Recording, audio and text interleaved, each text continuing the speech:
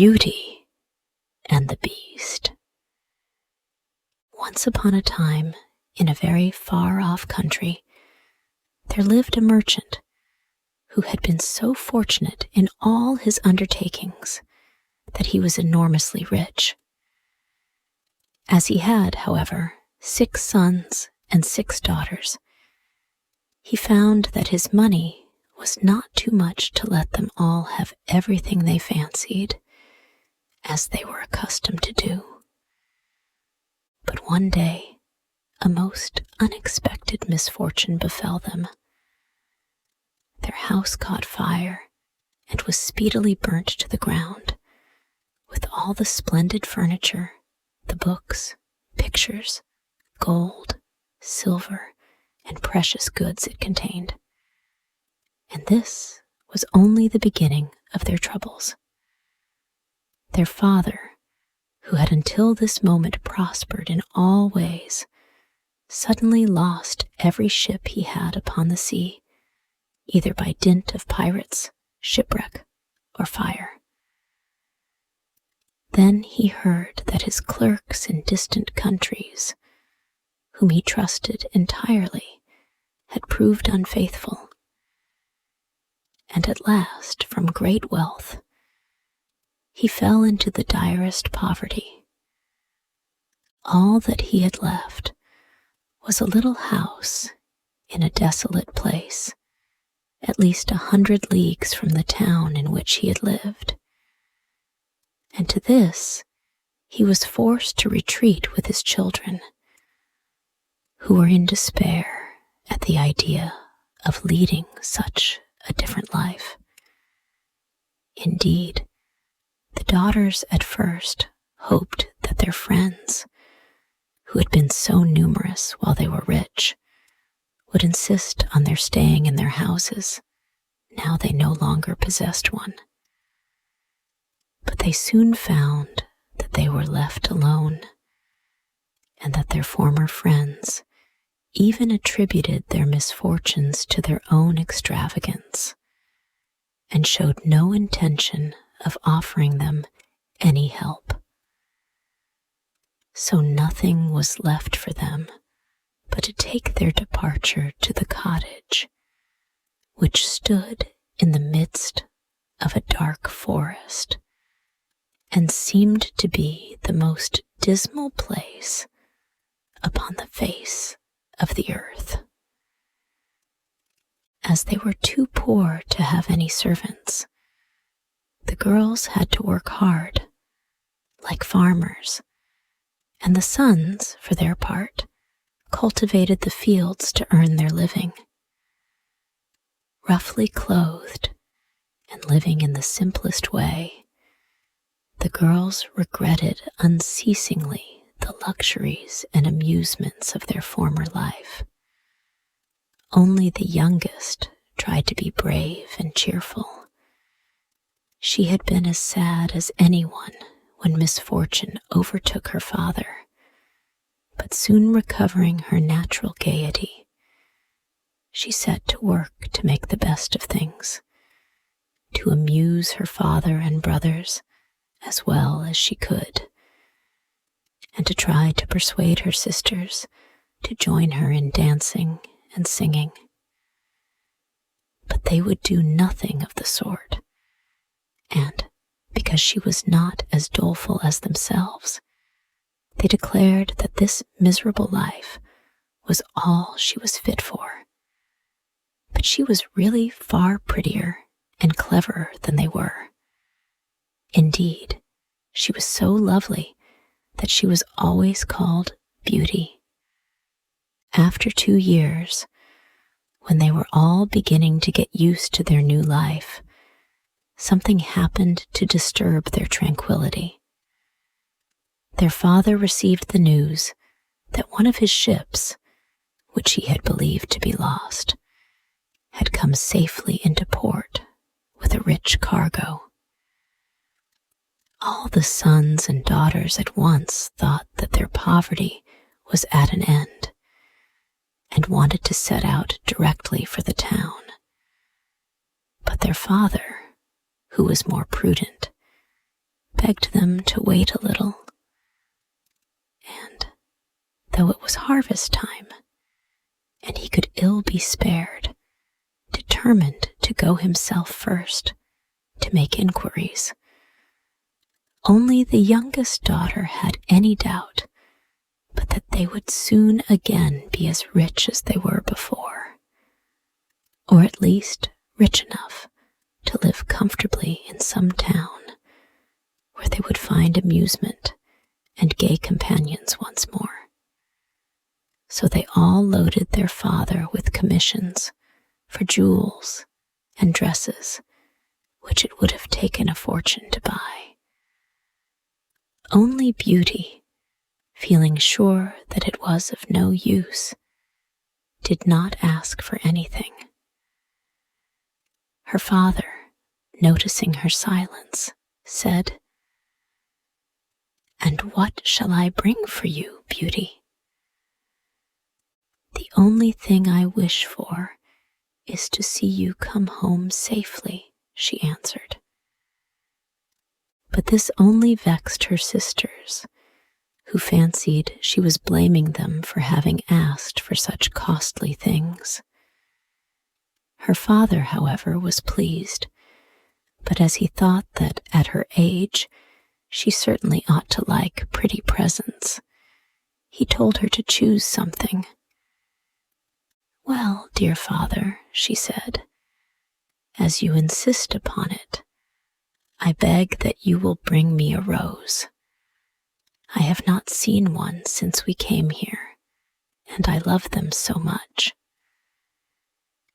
So the merchant set out and reached the town as quickly as possible, but only to find that his former companions, believing him to be dead, had divided between them the goods which the ship had brought.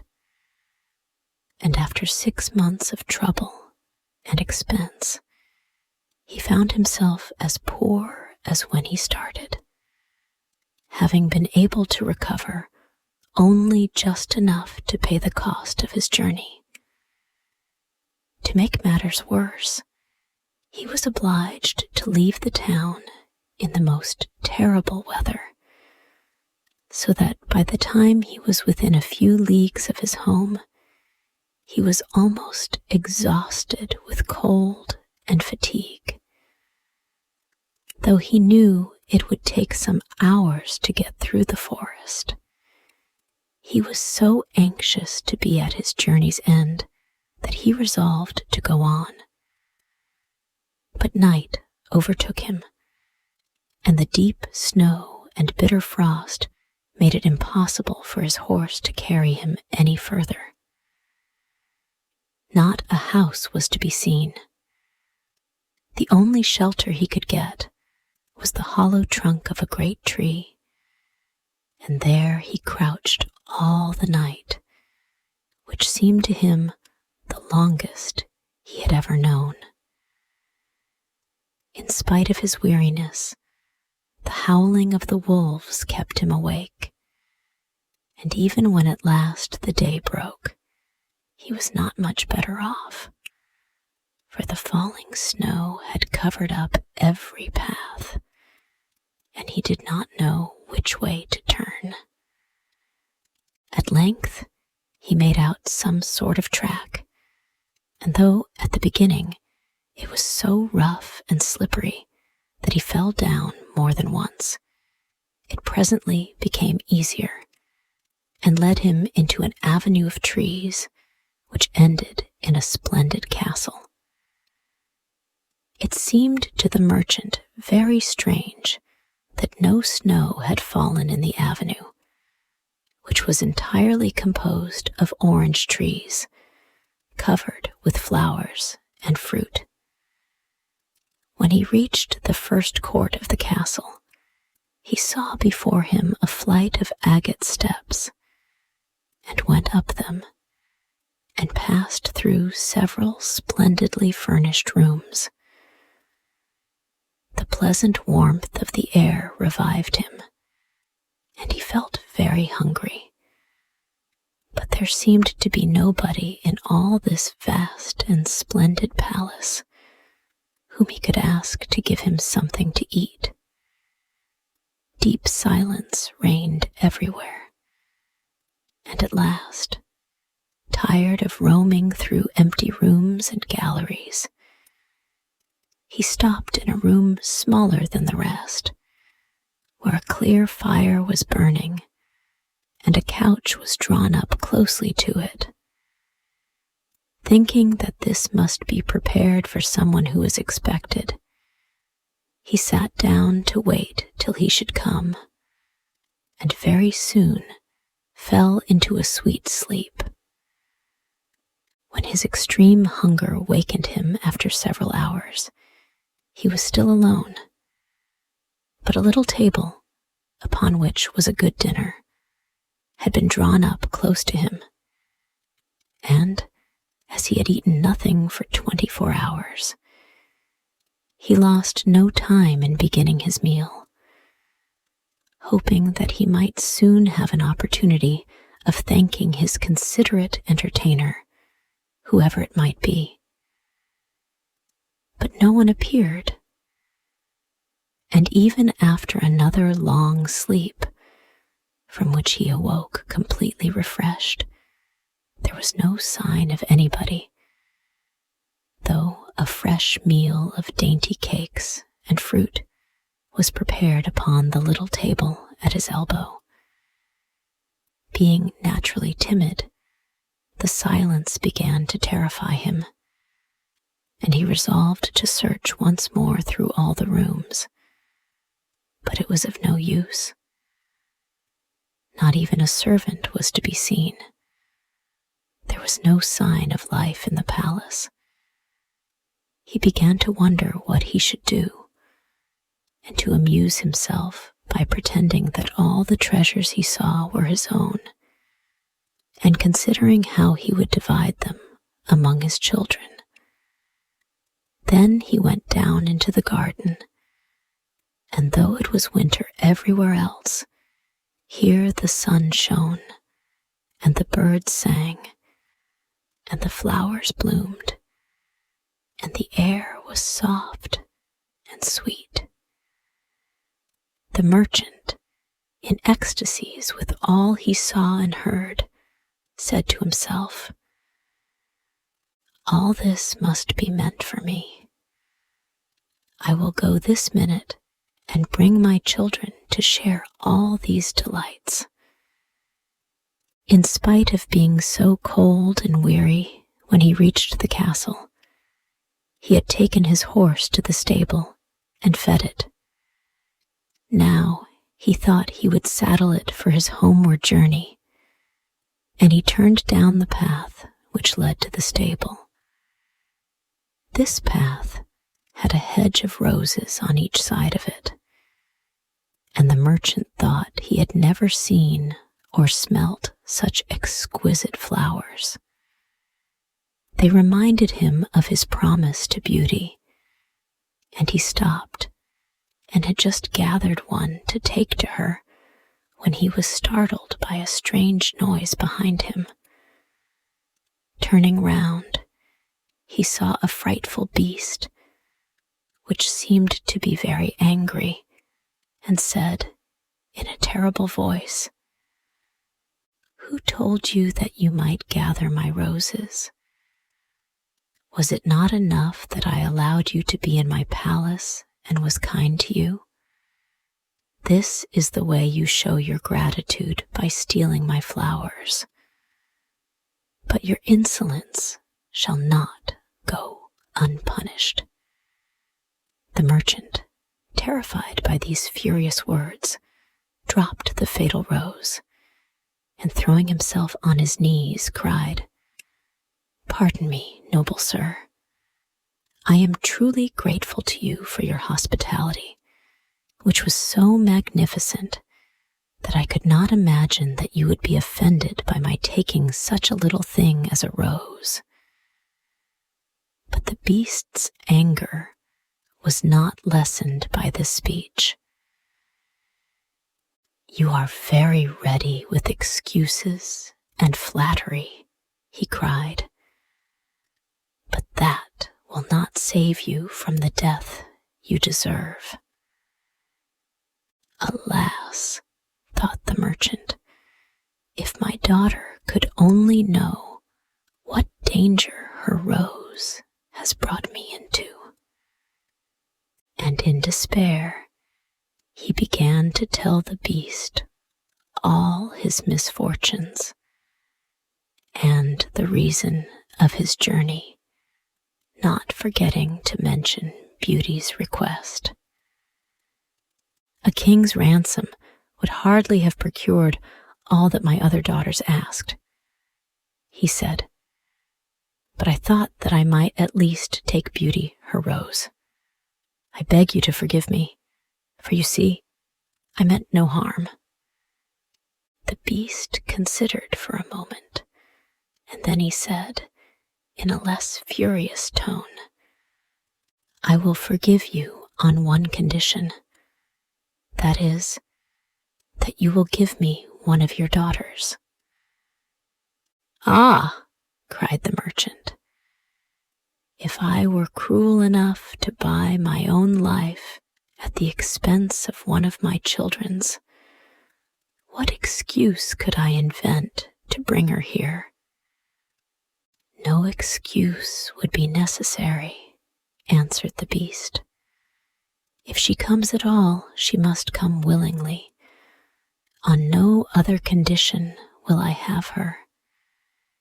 See if any one of them is courageous enough and loves you well enough to come and save your life. You seem to be an honest man, so I will trust you to go home. I give you a month to see if either of your daughters will come back with you and stay here, to let you go free. If neither of them is willing, you must come alone, after bidding them goodbye forever, for then you will belong to me. And do not imagine that you can hide from me, for if you fail to keep your word, I will come and fetch you," added the beast grimly. The merchant accepted this proposal, though he did not really think any of his daughters could be persuaded to come. He promised to return at the time appointed, and then, anxious to escape from the presence of the beast, he asked permission to set off at once. But the beast answered that he could not go until next day. "Then you will find a horse ready for you," he said. "Now go and eat your supper and await my orders." The poor merchant, more dead than alive, went back to his room, where the most delicious supper was already served on the little table which was drawn up before a blazing fire. But he was too terrified to eat, and only tasted a few of the dishes, for fear the beast should be angry if he did not obey his orders. When he had finished, he heard a great noise in the next room, which he knew meant that the beast was coming. As he could do nothing to escape his visit, the only thing that remained was to seem as little afraid as possible. So when the beast appeared and asked roughly if he had supped well, the merchant answered humbly that he had, thanks to his host's kindness. Then the beast warned him to remember their agreement and to prepare his daughter exactly for what she had to expect.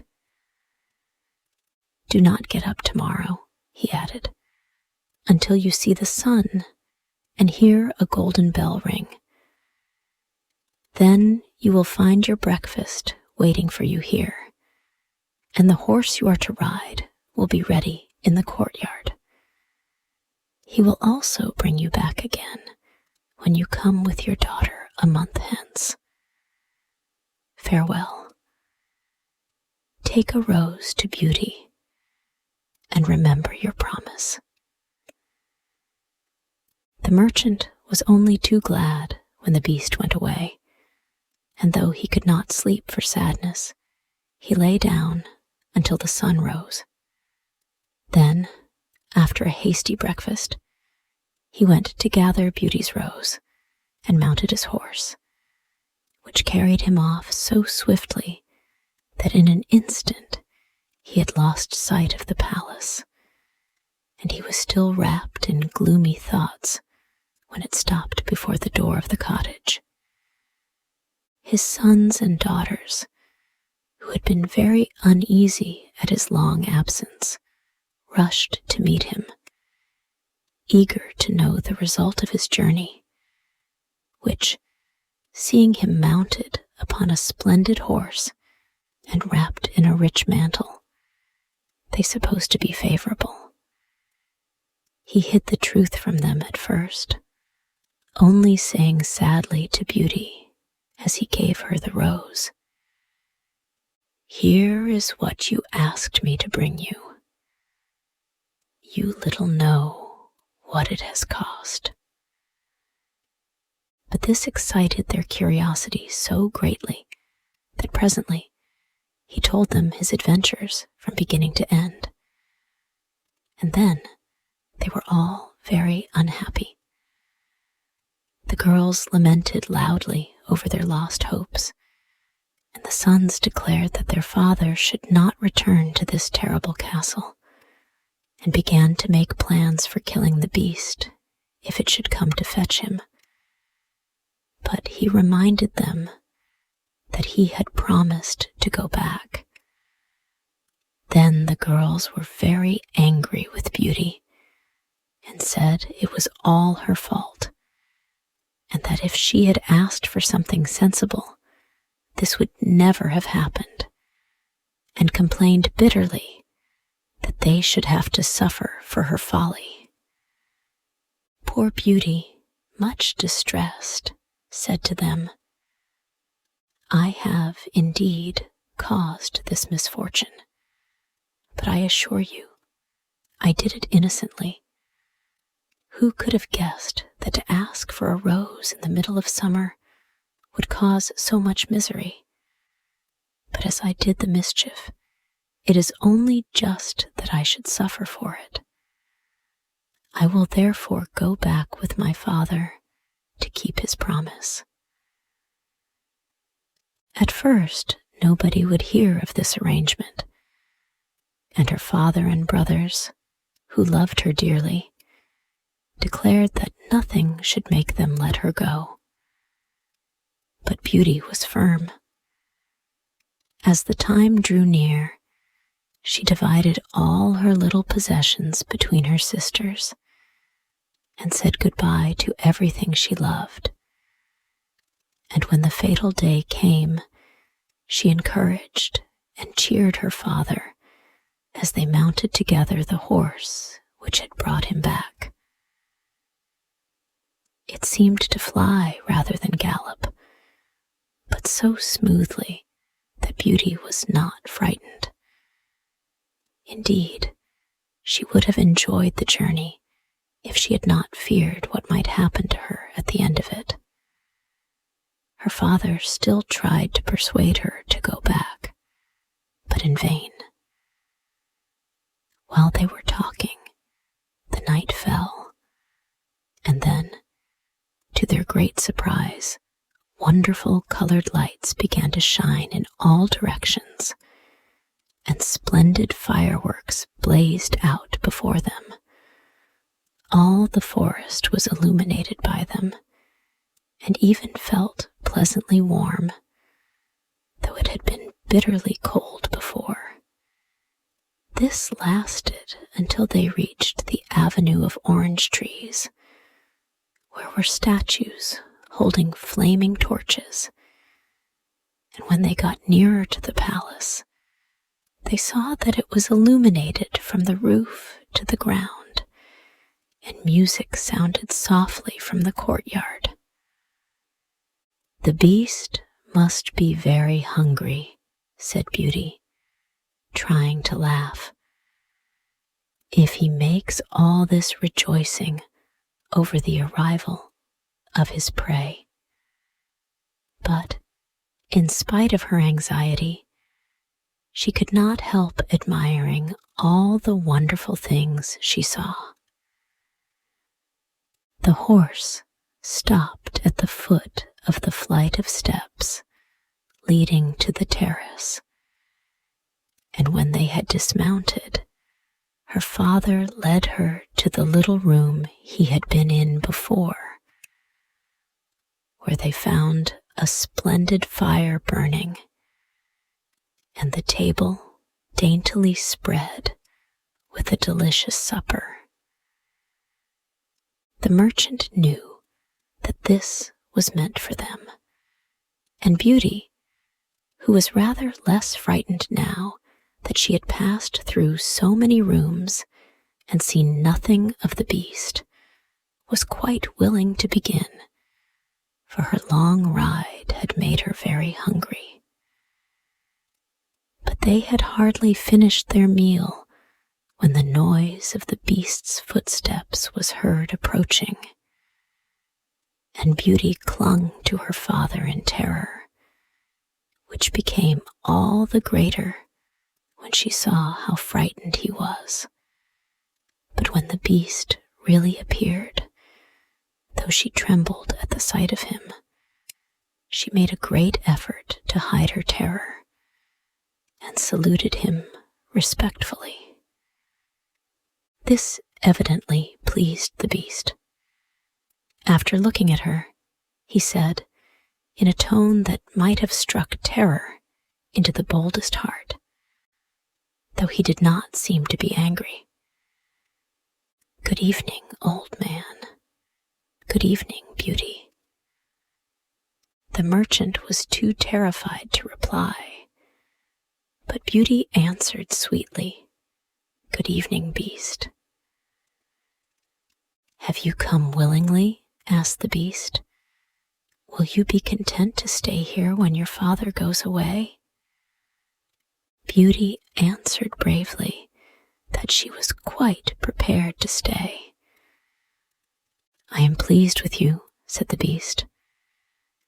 "As you have come of your own accord, you may stay. As for you, old man," he added, turning to the merchant, "at sunrise tomorrow you will take your departure. When the bell rings, get up quickly and eat your breakfast, and you will find the same horse waiting to take you home. But remember that you must never expect to see my palace again."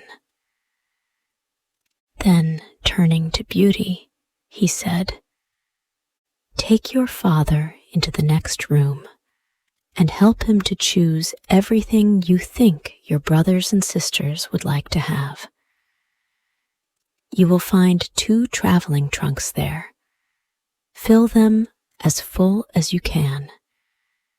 It is only just that you should send them something very precious as a remembrance of yourself."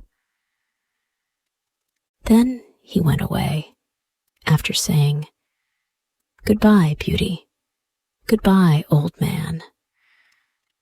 And though Beauty was beginning to think with great dismay of her father's departure, she was afraid to disobey the beast's orders, and they went into the next room, which had shelves and cupboards all round it. They were greatly surprised at the riches it contained. There were splendid dresses fit for a queen, with all the ornaments that were to be worn with them. And when Beauty opened the cupboards, she was quite dazzled by the gorgeous jewels that lay in heaps upon every shelf. After choosing a vast quantity, which she divided between her sisters, for she had made a heap of the wonderful dresses for each of them, she opened the last chest, which was full of gold. "I think, Father," she said, "that as the gold will be more useful to you, we had better take out the other things again and fill the trunks with it." So they did this, but the more they put in, the more room there seemed to be. And at last, they put back all the jewels and dresses they had taken out. And Beauty even added as many more of the jewels as she could carry at once. And then the trunks were not too full, but they were so heavy that an elephant could not have carried them. "The beast was mocking us," cried the merchant. "He must have pretended to give us all these things, knowing that I could not carry them away." "Let us wait and see," answered Beauty.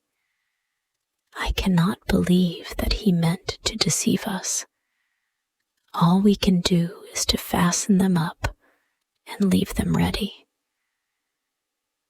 So they did this and returned to the little room, where, to their astonishment, they found breakfast ready. The merchant ate his with a good appetite, as the beast's generosity made him believe that he might perhaps venture to come back soon and see Beauty. But she felt sure that her father was leaving her forever, so she was very sad when the bell rang sharply for the second time and warned them that the time had come for them to part. They went down into the courtyard, where 2 horses were waiting, one loaded with the 2 trunks, the other for him to ride. They were pawing the ground in their impatience to start, and the merchant was forced to bid Beauty a hasty farewell. And as soon as he was mounted, he went off at such a pace that she lost sight of him in an instant. Then Beauty began to cry and wandered sadly back to her own room. But she soon found that she was very sleepy, and as she had nothing better to do, she lay down and instantly fell asleep. And then she dreamed that she was walking by a brook bordered with trees, and lamenting her sad fate, when a young prince, handsomer than anyone she had ever seen, and with a voice that went straight to her heart, came and said to her, "Ah, Beauty, you are not so unfortunate as you suppose. Here you will be rewarded for all you have suffered elsewhere.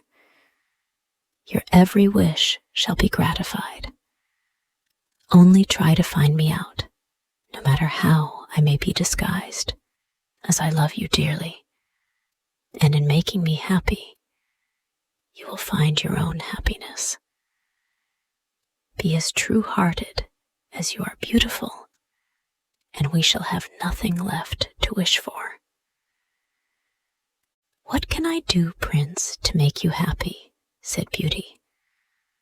"Only be grateful," he answered, "and do not trust too much to your eyes. And above all, do not desert me until you have saved me from my cruel misery." After this, she thought she found herself in a room with a stately and beautiful lady who said to her, "Dear Beauty, try not to regret all you have left behind you, for you are destined to a better fate. Only do not let yourself be deceived by appearances." Beauty found her dreams so interesting that she was in no hurry to awake. But presently the clock roused her by calling her name softly 12 times. And then she got up and found her dressing table set out with everything she could possibly want. And when her toilet was finished, she found dinner was waiting in the room next to hers. But dinner does not take very long when you're all by yourself, and very soon she sat down cozily in the corner of a sofa and began to think about the charming prince she had seen in her dream. He said I could make him happy, said Beauty to herself. It seems, then, that this horrible beast keeps him a prisoner. How can I set him free? I wonder why they both told me not to trust to appearances. I don't understand it. But after all, it was only a dream. So why should I trouble myself about it?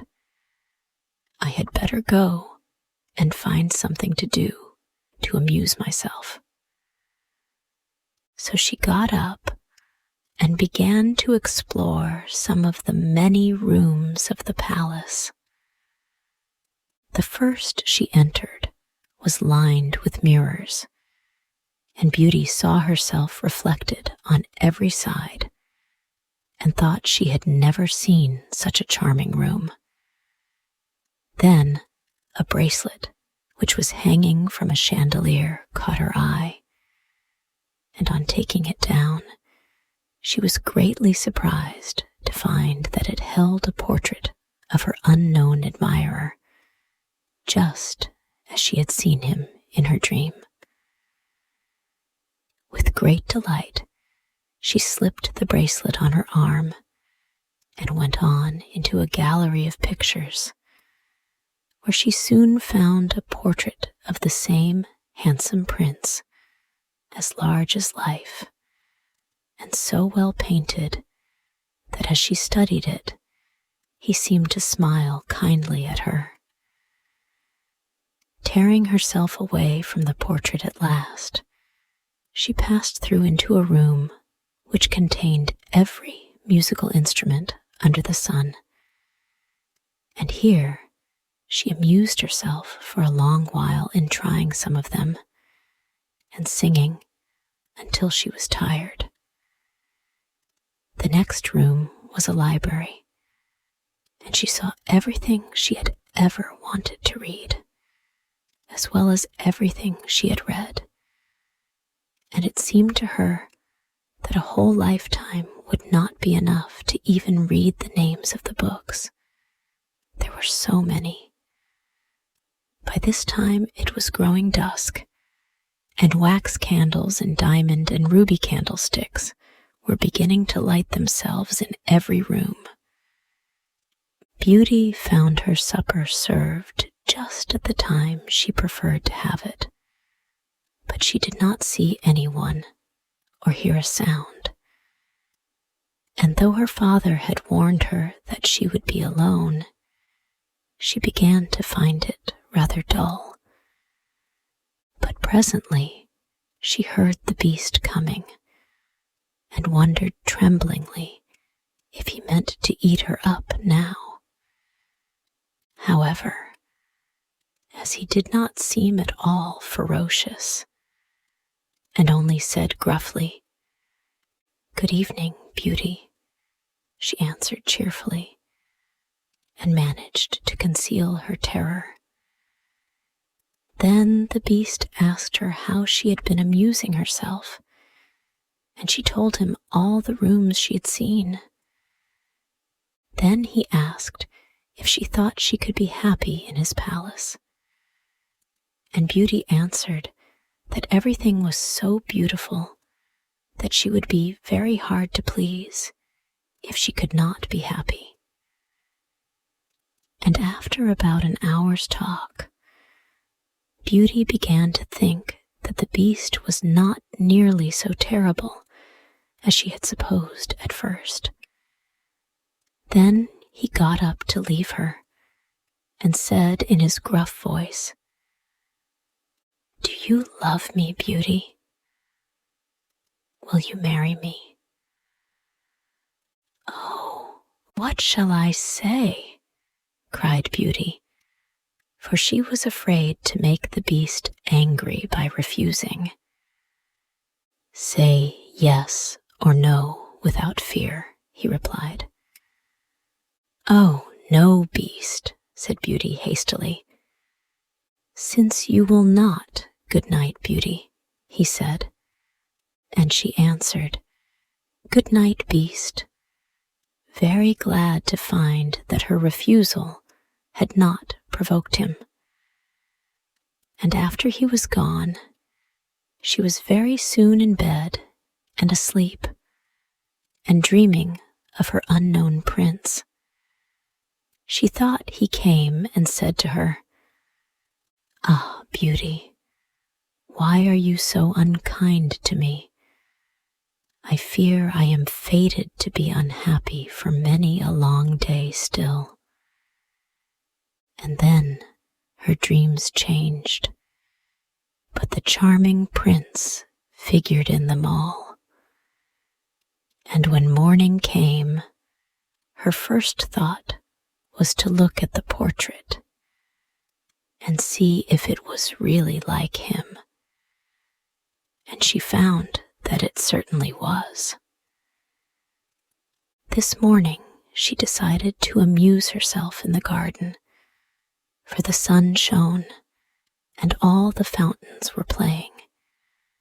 But she was astonished to find that every place was familiar to her, and presently she came to the brook where the myrtle trees were growing, where she had first met the prince in her dream, and that made her think more than ever that he must be kept a prisoner by the beast.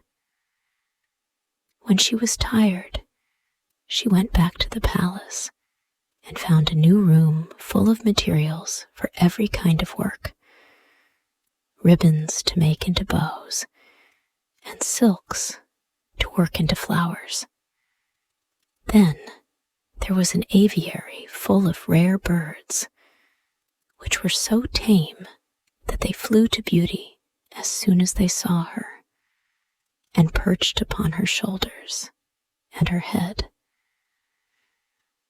"Pretty little creatures," she said, "how I wish that your cage was nearer to my room, that I might often hear you sing." So, saying, she opened a door and found, to her delight, that it led into her own room, though she had thought it was quite the other side of the palace. There were more birds in a room farther on, parrots and cockatoos that could talk, and they greeted Beauty by name. Indeed, she found them so entertaining that she took one or two back to her room, and they talked to her while she was at supper. After which, the beast paid her his usual visit, and asked her the same questions as before, and then, with a gruff "good night," he took his departure, and Beauty went to bed to dream of her mysterious prince. The days passed swiftly in different amusements, and after a while, Beauty found out another strange thing in the palace, which often pleased her when she was tired of being alone. There was one room which she had not noticed particularly. It was empty, except that under each of the windows stood a very comfortable chair, and the first time she had looked out of the window, it had seemed to her that a black curtain prevented her from seeing anything outside. But the second time she went into the room,